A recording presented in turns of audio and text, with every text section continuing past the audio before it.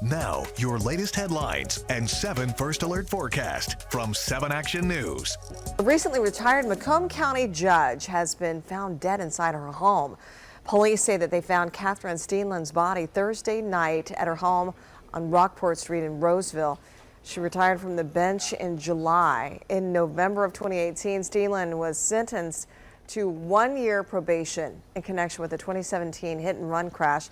Steenland was first elected back in 2002 and won re-election in 2016 to a 6-year term.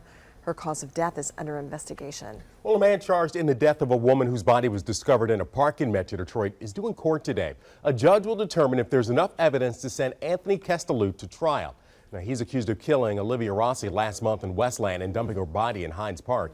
Investigators say Rossi had been reported missing when Castellucci led them to her body.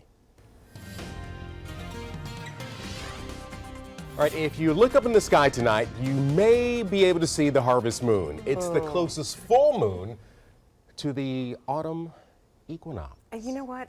I just love these pictures. Whoever put these. It's called the harvest moon because it provides extra light in the evenings, extending harvesting time for farmers.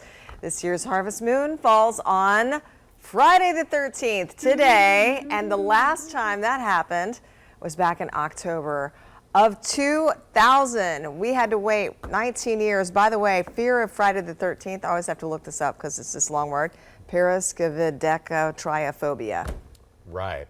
Nailed it. What's the fear of having to say words like that on TV? Because that's what I have. That's pretty It's good. like this long. Good work. Good work. Yeah. So, by the way, this is scientific. The full moon on Friday the 12th is also just as scary as full moon on Friday the 13th. There you go.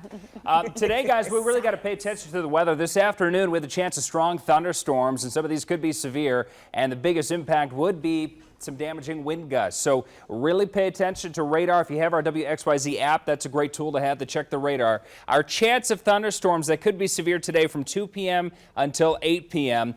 Biggest threat being the straight line winds, but also an isolated tornado is possible later on today. And we're likely going to be dry. Most areas are going to be dry the rest of this morning. It's 82 degrees for the high today. And I say most because we have had a couple of thunderstorms with some real heavy rain. But this is falling apart. This is dissipating right now between Howell and Brighton, and it's moving northeast over M59 in eastern Livingston County. So still some areas with heavy rain right around the Brighton area and right along I-96. It's starting to, again, lose intensity, but still the roads could be wet in that area, and just put a storm track on it. Still around the White Lake area. It's falling apart, but more rain could be headed your way by about 4:59 over the next 10 to 15 minutes or so.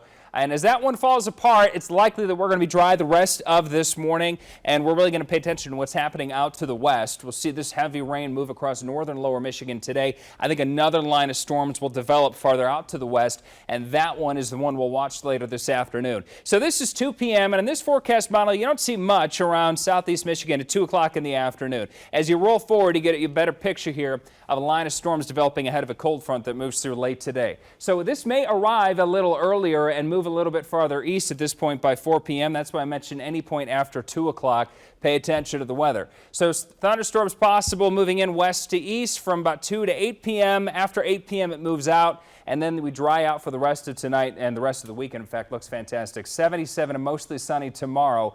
And then Sunday, 80 degrees, more clouds, still looks dry though. And next week, highs will be near 80 degrees, but we do not have a chance of rain in the forecast next week. So just the chance of strong thunderstorms, again, after 2 p.m. today.